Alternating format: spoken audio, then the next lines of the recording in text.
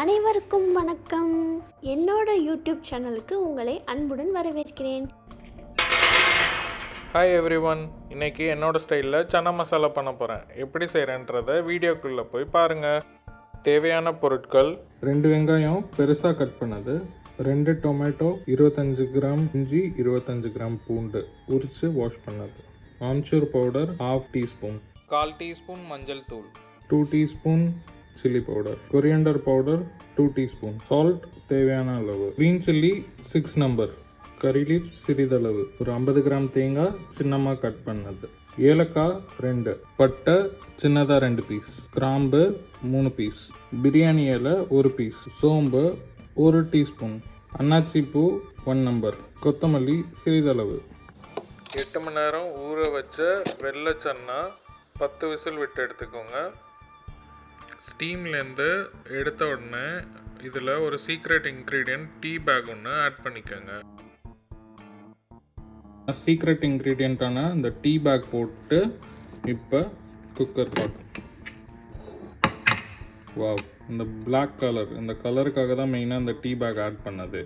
நல்ல திக்கான பேனில் 2 ஸ்பூன் ரீஃபைண்ட் ஆயில் ஆட் பண்ணிக்கோங்க. சோம்பு, பட்டை 2 பீஸ், ஏலக்காய் 3 பீஸ், அன்னாச்சி பூ 2 பீஸ், கிராம்பு 3 பீஸ், பிரியாணி இலை 1 பீஸ். ஜஸ்ட்டு ஒரு சாட்டே பண்ணிவிட்டு ரோஸ்டான ஸ்டேஜில் கட் பண்ணியிருக்க இஞ்சி பூண்டு ஒரு 1 மினிட் கழித்து நம்ம கட் பண்ணி வச்சுருக்க ஆனியன், 1/4 டீஸ்பூன் மஞ்சள் தூள், அப்புறமா மஞ்சளோட 2 டேபிள் ஸ்பூன் நம்ம சில்லி பவுடர் எடுத்துக்கணும். அந்த சில்லி பவுடரை ஆட் பண்ணுறோம். இப்போது 2 டேபிள் ஸ்பூன் நம்ம கொரியாண்டர் பவுடர் எடுத்து வச்சுருந்தாலும் அதுவும் இப்போ ஆட் பண்ணணும். இப்போது 1 டேபிள் ஸ்பூன் உப்பு இங்கே ஆட் பண்ணிக்கிறோம்.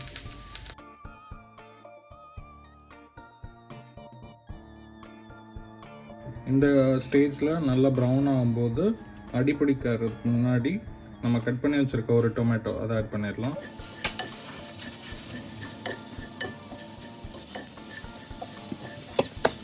இந்த மாதிரி ஹாஃப் ஃப்ரை ஆகிற ஸ்டேஜில் நம்ம எடுத்து வச்சுருந்த தேங்காய், அந்த 50 கிராம் தேங்காய் சின்ன சின்ன பீசஸாக கட் பண்ணியிருந்த தேங்காய் இப்போ ஆட் பண்ணுறோம்.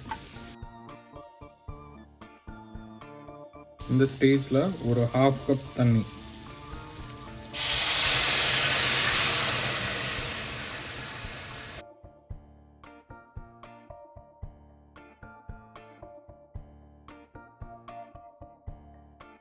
இப்போ ஒரு 2 மினிட்ஸ் இதை மூடி போட்டு பாயில் பண்ணணும். ஒரு 2 மினிட்ஸ் கழித்து இந்த ஸ்டேஜில் இருக்கும். இந்த ஆயிலெலாம் இருக்குல்ல, இந்த ஆயிலெலாம் வெளில வந்ததுக்கப்புறம் இந்த ஸ்டேஜில் ஸ்டவ் ஆஃப் பண்ணிவிட்டு கூல் டவுன் ஆனதுக்கப்புறமா நல்லா ஃபைன் பேஸ்ட்டாக கிரைண்ட் பண்ணி எடுத்துக்கோங்க.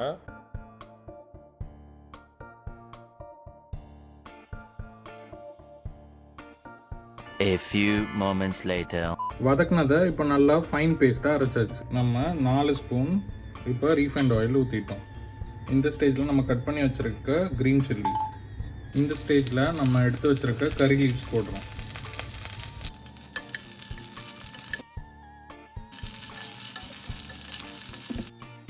இப்போ மிளகா நல்லா ஃப்ரை ஆன உடனே இப்போ நம்ம அரைச்சி வச்சுருக்க பேஸ்ட் இதில் ஆட் பண்ணுறோம்.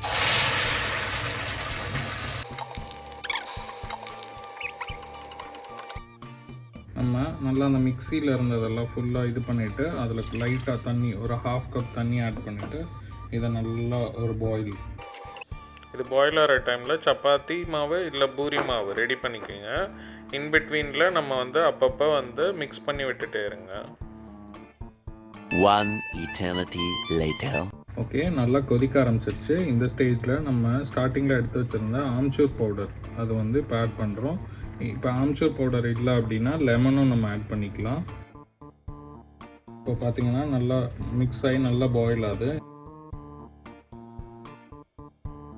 நல்லா இந்த மாதிரி எண்ணெய் நடுவில் சென்டரில் எண்ணெய் விட்டு வர ஸ்டேஜ் நம்மளுக்கு அந்த போட்டிருந்த கோகோனட் அதோட ஆயில் எல்லாமே இப்போ இதுவாகிட்டு வருது. ஸோ இப்போ நல்லா கீழே நல்லா திக்காகிடுச்சு.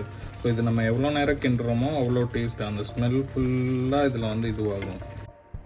ஆல்ரெடி பாயில் பண்ணியிருக்க சன்னா அந்த டீ பேக் போட்டிருந்தது, டீ பேக் ரிமூவ் பண்ணிவிட்டு இப்போது அந்த சன்னாவை வாட்டரோடு இங்கே ஆட் பண்ணிக்கலாம். இப்போ ஜஸ்ட்டு இதை வந்து ஒரு மிக்ஸ் பண்ணிவிட்டு ஒரு 3-4 மினிட்ஸ் நல்லா வந்து மூடி போட்டு பாயில் பண்ணிக்கலாம். இந்த டைமில் ஒரு 2 மினிட்ஸ் ஆகிடுச்சு. இப்போ நம்ம வந்து ஸ்மாஷர் எடுத்து ஒரு 1/4 போர்ஷன் மட்டும் நல்லா ஸ்மாஷ் பண்ணிடலாம். இந்த மாதிரி ஸ்மாஷ் பண்ணுறதுனால நல்லா கிரேவி வந்து திக்னஸ் கிடைக்கும்.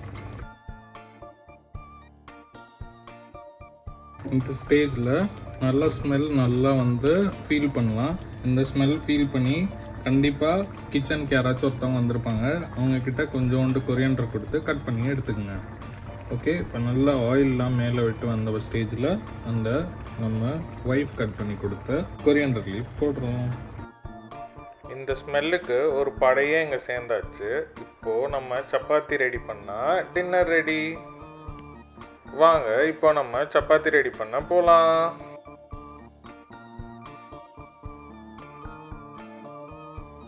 ஸோ என்னோடய ஸ்டைல் சன்னாவும் சப்பாத்தியும் இப்போ ரெடி. வாங்க எப்படி இருக்குன்னு சாப்பிட்டு பார்க்கலாம்.